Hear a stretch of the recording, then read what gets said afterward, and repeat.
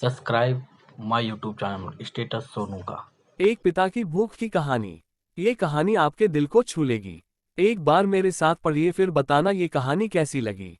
तो चलिए पढ़ते हैं आप और हम मिलकर। एक दिन की बात है। 5:30 को ऑफिस खत्म होने के बाद मैं सीधा घर नहीं गया था, क्योंकि मुझे मेरे दोस्त का फोन आया था जिसने मुझे राजा रानी वड़ा पाव की शॉप के सामने मलाड में रुकने के लिए कहा था। उसे कुछ शॉपिंग करनी थी, इसलिए उसने कहा था तुम रुकना, साथ में जाएंगे। हम दोनों हमेशा एक साथ की शॉपिंग करने जाते थे। उस शॉप के पास पार्किंग के लिए पिरेली कुछ लोहे के एंगल लगाए हुए थे। मैं उन्हीं पर चढ़कर बैठ गया और अपने दोस्त का इंतजार करने लगा। एक 70-72 साल का बुजुर्ग आदमी, आंखों पर मोटे कांच वाले चश्मे, मेले धोती और कुर्ता पहने मेरे पास आया, क्योंकि मैं लोहे के एंगल्स पर 3-4 फुट ऊंचाई पर बैठा था। उसने मेरे घुटनों को छुआ और बोला, बेटा एक वड़ा पाव खरीद कर दे दोगे तो बहुत अच्छा होगा, बहुत ज्यादा भूख लगी है। मैंने जब उस बूढ़े आदमी की तरफ देखा तो वह मुझे रोजाना दिख रहे भिखारियों में से नहीं लगे। उन्हें देखकर ऐसा भी नहीं लग रहा था कि वह हर दिन भीख मांगते होंगे। ऐसे अचानक किसी बुजुर्ग ने मेरे पैरों को हाथ लगाया तो मुझे बहुत अजीब महसूस हुआ। मैं तुरंत एंगल से कूदकर नीचे खड़ा हो गया। मैंने अपने जेब में हाथ डाला और 50 रुपए निकालकर उस बुजुर्ग को देते हुए कहा, अंकल आपको भूख लगी है तो ये लीजिए 50 रुपए, कुछ खा लीजिए। बुजुर्ग ने कहा, नहीं बेटा पैसे मत दो, बस एक वड़ा पाव लाकर दे दो, उतना बस है मेरे लिए। ठीक है, मैं ला कर देता हूँ, आप यहीं बैठिए, कहकर मैं राजा रानी वड़ा पाव की दुकान में गया और एक वड़ा पाव खरीद कर लाया और बुजुर्ग को खाने के लिए दिया। बुजुर्ग नीचे बैठकर वड़ा पाव खाने लगे।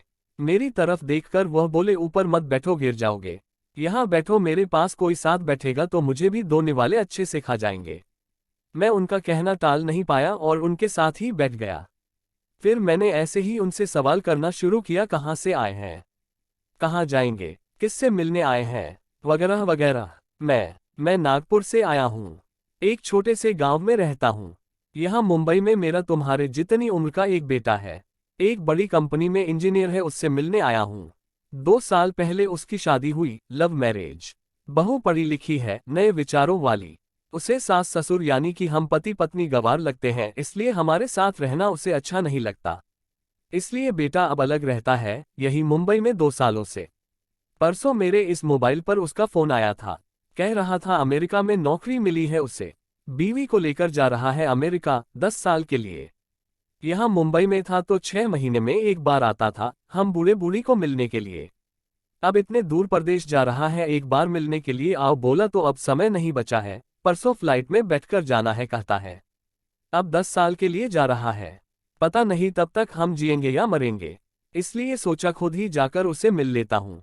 कल शाम से एयरपोर्ट को ढूंढ रहा हूँ, लेकिन यहाँ के लोग कहते हैं कि इस एरिया में एयरपोर्ट है ही नहीं। बुजुर्ग ने एड्रेस वाली चिट्ठी मेरे हाथ में देते हुए कहा। उनकी बात सुनकर मैंने कहा, लोग सच कह रहे हैं, एयरपोर्ट यहाँ नहीं है, सेंटा क्रूज में है। बुजुर्ग ने मेरी तरफ देखकर कहा, लेकिन परसों जब बेटे का फोन आया था तो उसने यही पता लिखवाया था मुझे। लगता है ये फोन भी खराब हो गया है, फोन ही नहीं आ रहा है बेटे का। मैंने बताया था उसको कि मैं उससे मिलने आ रहा हूँ मुंबई। कहते हुए बुजुर्ग ने मोबाइल मुझे देखने के लिए दिया। अब मेरे एक हाथ में चिट्ठी और एक हाथ में मोबाइल था।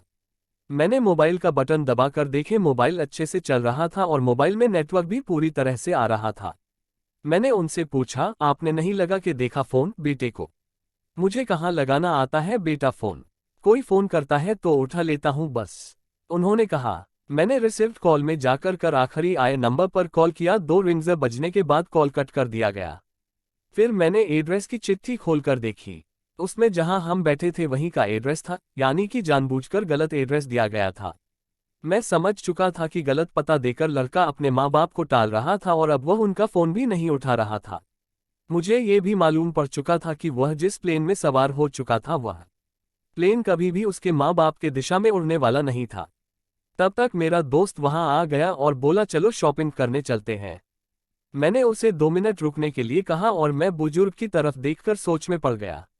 मैं समझ नहीं पा रहा था कि अपने बेटे की तरफ से होने वाली धोखेबाजी को ये बुजुर्ग समझ नहीं पा रहे थे या फिर खुद का बच्चा उनके साथ ऐसा व्यवहार कर सकता है ये वो स्वीकार नहीं कर पा रहे थे।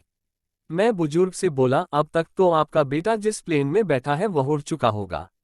मुझे नहीं लगता कि अब आपकी उससे मुलाकात हो पाएगी, इसलिए अच्छा यही होगा आप वापस अपने घर लौट जाए और आंटी भी आपका इंतजार करती होगी। मेरी बात सुनते ही अगले ही क्षण उनकी आंखें भर आई। आंसू भरी आंखों से वह मेरी तरफ देखने लगे।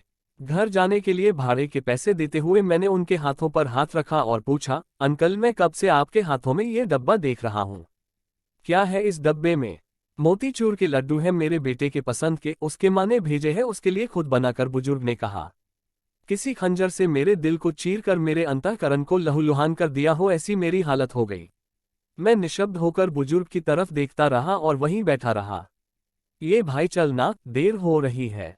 मेरे दोस्त की आवाज कानों में पड़ी तो मैं होश में आया और ऐसे ही उस भीड़ में उसके पीछे पीछे चलने लगा।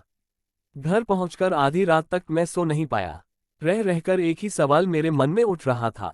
एक वड़ा पाव की भीख मांगने वाला वह बेचारा आदमी भूख से बेहाल होने के बावजूद भी अपने साथ लाए उस मोतीचूर के लड्डुओं में से एक लड्डू खुद नहीं खा सकता था क्या? अपने बेटे से इतना प्यार। कैसी लगी आपको ये दिल छूने वाली कहानी? आपने इस कहानी को पूरा पढ़ा, इसका मतलब है आपको ऐसी इमोशनल कहानियां पसंद है। आप हमारे इमोशनल कहानियों के संग्रह पर क्लिक करके और भी कहानियां पढ़ सकते हैं।